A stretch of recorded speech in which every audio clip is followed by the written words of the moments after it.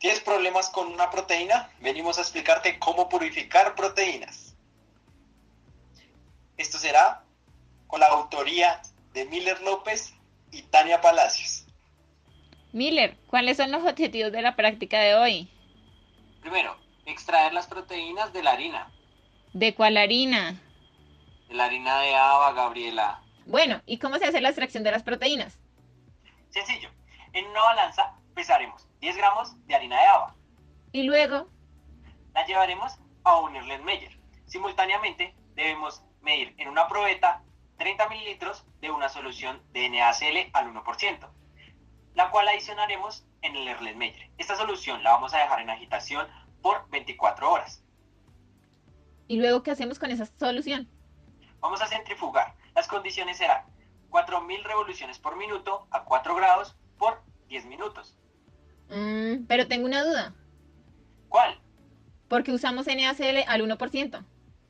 Porque las albúminas son solubles en agua y las globulinas son solubles en pequeñas cantidades de sales neutras. Entonces, finalmente tendremos en el sobrenadante las albúminas y las globulinas. Esta solución la llevaremos a 4.65 de pH y la nombraremos extracto crudo. ¿Qué objetivo sigue, Gabriela? El segundo objetivo es la precipitación de las globulinas. Bueno, ¿y cómo vamos a precipitar las globulinas? Antes de eso, debemos guardar un poco del extracto crudo en un Eppendorf con el fin de realizar pruebas posteriores. Al resto del extracto crudo se le adicionará un agente precipitante. La cantidad de este dependerá del volumen del extracto y el porcentaje de saturación. Esto se encontrará en una tabla. Este agente precipitante debe estar macerado y debe ser un polvo muy fino, el cual será sulfato de amonio. Este se adicionará al extracto crudo y se dejará con un porcentaje de saturación del 50% durante 24 horas. Posteriormente, se llevará a centrifugar a 4000 revoluciones por minuto a 4 grados durante 15 minutos. Bueno, ¿y por qué usamos sulfato de amonio? Al adicionar sulfato de amonio a la solución de proteínas, este genera fuerzas iónicas altas, lo que disminuye la solubilidad de las proteínas. ¿Por qué el 50%? Las diferentes clases de proteínas precipitan a diferentes concentraciones de sulfato de amonio. En este caso, las globulinas precipitan a una saturación del 50%. Por ello, en el precipitado obtendremos las globulinas y en el sobrenadante obtendremos las albúminas. Bueno, ¿y ahora cuál es el siguiente objetivo? El siguiente objetivo es obtener la lectina pura. ¿Cómo se realiza la purificación de la lectina? Bueno, lo primero que debemos hacer es redisolver nuestro precipitado de globulina. Esto lo haremos en una solución de NaCl 1%. Posteriormente llevaremos a un balón de 10 mililitros, de donde sacaremos una alícuota y llevaremos a un Eppendorf. Este se guardará para posteriores estudios. El resto de la solución la llevaremos a cromatografía por afinidad. Esta cromatografía necesita una columna Cepadex G75 con dimensiones de 20 centímetros por 2 centímetros. Lo primero que vamos a hacer es equilibrar la columna con NaCl 1%. Sembraremos nuestra muestra para luego eluir. Esta elusión se recogerán varias fracciones. Esta primera tanda de fracciones se denominará fracción no retenida. Luego se cambiará el eluyente. Se le adicionará glucosa al 5% y se recogerá una nueva tanda de fracciones. A este se le conocerá como fracción retenida. Por último, se lavará con NaCl 1%. Todas las fracciones recogidas se medirán a 280 nanómetros en un espectrofotómetro UV-Vis. A partir de estos datos haremos una gráfica de absorbancia, de donde tomaremos las fracciones más altas para concentrar. Estas las llamaremos de la primera parte fracción no retenida. Lo mismo haremos con la segunda parte, pero estas las nombraremos como fracción retenida. Esto se llevará a diálisis con el fin de extraer la glucosa presente. La diálisis se realizará contra agua. Se realizará por 48 horas y se realizarán 3 cambios. Posteriormente se llevará a congelación a menos 80 grados y se llevará a liofilizar nuestras muestras. Pero yo tengo una duda. ¿Qué es y dónde está la lectina? Las proteínas que presentan actividad hemoaglutinante son conocidas como lectinas. Las podemos encontrar en las fracciones de globulinas en la harina de haba. Ahora respóndeme tú algo. ¿Qué? ¿Por qué crees que usamos cromatografía de afinidad? Escogemos cromatografía por afinidad, ya que la cepadet G75 contiene glucosa, la cual es afín con la lectina. Por esta razón, quedará retenida al eluir con NaCl al 1% y al cambiar el eluyente por NaCl al 1%, glucosa 5%, esta eluirá. Bueno, ¿y cuál es el cuarto objetivo? El cuarto objetivo es verificar la pureza de la lectina. ¿Cómo se verifica la pureza de la lectina? Por electroforesis.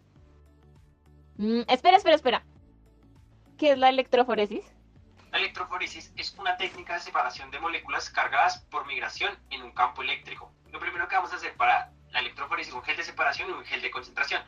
Para hacer el gel de separación utilizaremos agua desionizada 1.81 mililitros, tris HCl 1 molar, pH 8.8. Este será el agente tampón, 1,875 mililitros.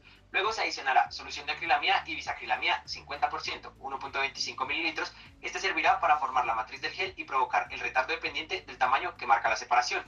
Luego se adicionará SDS 10%, que permite que la movilidad electroforética de la proteína dependa exclusivamente de su masa molecular.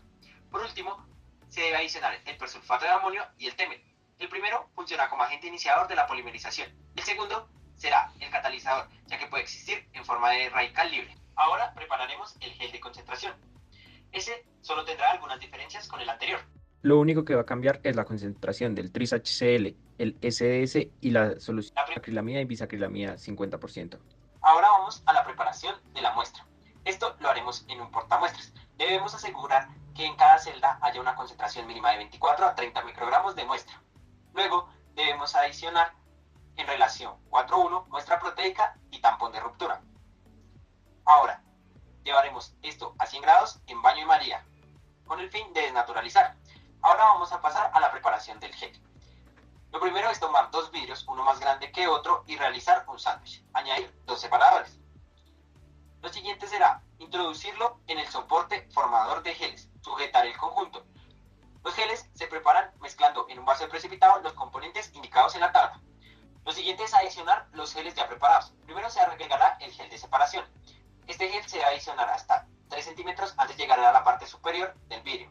Se debe observar el vaso donde se preparó para saber cuándo polimeriza. Antes de que termine su polimerización se debe lavar con un poco de agua destilada con el fin de asegurar que quede totalmente recto. Luego se adicionará el gel de concentración. Antes de que polimerice vamos a añadir el peine para pozos. Luego se va a retirar el peine. Lo siguiente será sembrar las muestras, las cuales son fracción no retenida, fracción retenida, extracto crudo, precipitado y sobrenadante. Por último, se sembrará un marcador de peso, el cual nos ayudará a identificar las diferentes proteínas que tenemos en nuestras muestras. Por último, se debe llevar a la cámara de electroforesis, donde se cubrirá con la solución tampón. Luego se corre a 130 voltios. Se detiene cuando llegue a la parte inferior del vidrio y se revela. Lo último que debemos realizar es secar el gel y analizarlo.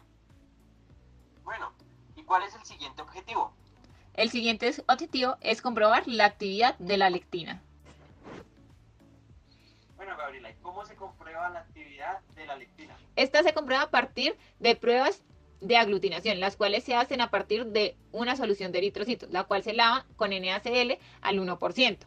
Después se lleva a centrifugar a 4000 revoluciones por minuto durante 10 minutos a 4 grados. Siempre se toma el precipitado y se lava 3 veces. Después de eso, se toma una gota de la solución de eritrocitos más una gota de la muestra que se va a analizar y se llevan a un portamuestras. Las muestras que se van a analizar en esta ocasión se analizan antes de la diálisis y después de la diálisis. En este caso es la fracción no retenida, las albúminas, que son el sobrenadante, el extracto crudo, la fracción retenida, que es la lectina, y las globulinas, que es nuestro precipitado. También se hace un blanco y se llevan a un microscopio para ser observadas y decidir si ocurrió la aglutinación o las muestras no aglutinaron. Bueno, Gabriela, pero allí tengo una pregunta. ¿Por qué no hay aglutinación cuando hay presencia de glucosa? Si en solución se tiene glucosa y eritrocitos, se tendrá una competencia por la lectina. Dicha competencia se verá favorecida hacia la glucosa. Por esta razón, al tener glucosa en las pruebas de aglutinación, no ocurrirá la hemoaglutinación. Gabriela, ¿cuál es el siguiente objetivo? El siguiente objetivo es la cuantificación de proteínas. Bueno, Gabriela, ¿cómo se cuantifican las proteínas? Tengo una duda. ¿Qué método utilizaremos? El método que vamos a utilizar para la cuantificación de proteínas es micro-Bradford, el cual es un método colorimétrico que mide proteínas totales de forma eficiente. Las muestras que vamos a analizar son el extracto crudo, el sobrenadante, el cual se obtuvo después de precipitar con sulfato de amonio, el precipitado, que también se obtuvo al precipitar con sulfato de amonio, la fracción retenida, que es la lectina, la fracción no retenida, que es la obtenida de la cromatografía, y por último el patrón. Luego de ello realizaremos una curva de calibración. Esta se realiza adicionando 25 microlitros de agua a todas las posiciones, menos a la primera. Luego, a la primera y a la segunda posición se le adicionan 25 microlitros de patrón. La segunda posición se mezcla y se toman 25 microlitros de esta y se adicionan a la posición siguiente. Así sucesivamente hasta llegar a la posición antes del blanco, de la cual los 25 microlitros se deben desechar. Finalmente se adicionan 200 microlitros de reactivo de Bradford a todas las celdas y se dejan reposar durante 15 minutos a oscuras. Luego se analizan las muestras, las cuales se llevan a las celdas y se les realizan los mismos pasos que se realizaron para la curva de calibración. Por último, la celda se lleva a un espectrofotómetro para medir las absorbancias a 595 nanómetros. Bueno, ahora vamos a hablar de los resultados. En la fracción no retenida esperaremos obtener globulinas, en el sobrenadante albúminas y en el precipitado globulinas. La suma de estas tres deben ser el 80% de la proteína total, según Cubero y Moreno. En la fracción retenida esperaremos obtener la lectina. Según Marquardt, debe ser el 0,29% en base seca y según Booth debe ser el 0,24% en base seca. En el extracto crudo esperaremos obtener la proteína total, la cual debe ser, según Hernández, de 24,94% en base seca y según Barat, un 34,1% de proteína en base seca. Bueno, en relación a la aglutinación, esperaremos obtener aglutinación en la fracción retenida debido a la lectina y en el extracto crudo, ya que se encuentran todas las proteínas, incluida la lectina. Esto es según Sharon y Liz. Por último, verificaremos la purificación de la lectina. Para ello, en la muestra de fracción retenida, se espera que solo estén las bandas de 9, 16, 18, 51 y 53 kilodalton según Anzola y López.